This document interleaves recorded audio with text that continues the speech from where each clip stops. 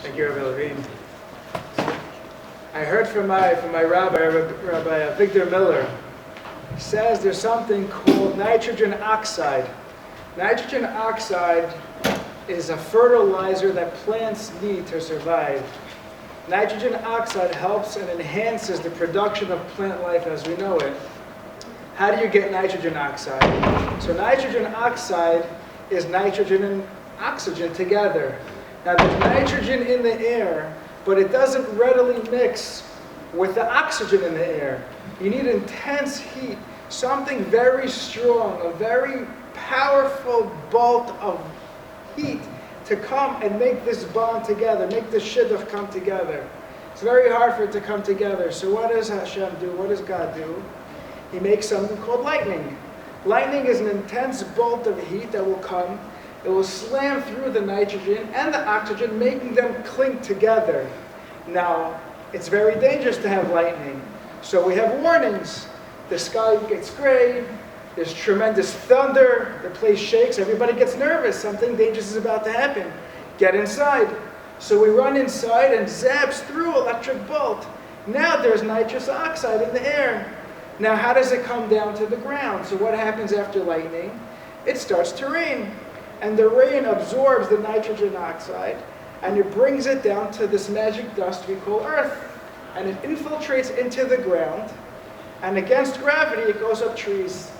Now the worms are busy turning the soil around. The squirrels are running around planting acorns and forgetting where they plant them. Trees keep popping up. The water defies gravity, goes up to the tree and reacts with the leaves that are, we also know as solar panels, that open up when they hit the sun and produces air. And then the wind comes and circulates the air throughout the world, and we take a deep breath and someone could say, "Where's Hashem?" And sometimes we don't realize the answer is right under our nose. Really, Hashem could be found anywhere in the world. Anything you could look like. The Maimonides says that you look at anything in nature and you could find the print of Hashem. You could find the print of God. There's a story of a man who bought his wife a KitchenAid. 2020 KitchenAid. Wireless, buttons galore, sensors, motion. It has the greatest technology. It spins on activation. It can tell when things are ready. There's buttons and switches and knobs and lights. The most incredible KitchenAid you've ever seen. And they just can't figure out how to turn it on. They're looking in back, they're looking in front, they're turning it upside down. How are we going to turn this on? So the husband says, "Get the instruction manual."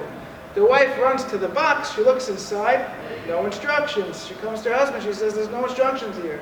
He says, "Can't be." He says, "It can't be, look again." She looks again, no instructions. Husband is he's stubborn. He's like, it's impossible for a manufacturer to make something so complicated with such a design without an instruction manual.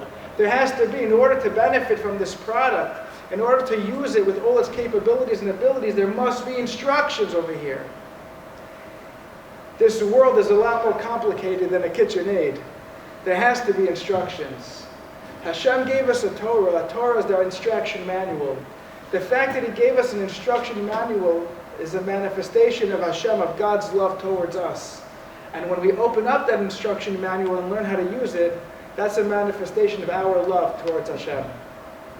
We just passed the holiday, but there's a rule in Klal Yisrael that derech eretz kadva laTorah, that a person has to have mannerisms, a person has to have etiquette. In order for something to grow appropriately, you have to take the weeds out. If you have a beautiful garden, we spend a lot of time planting the garden, but we also spend a lot of time taking out the weeds and the thorns and the thickets that don't belong there.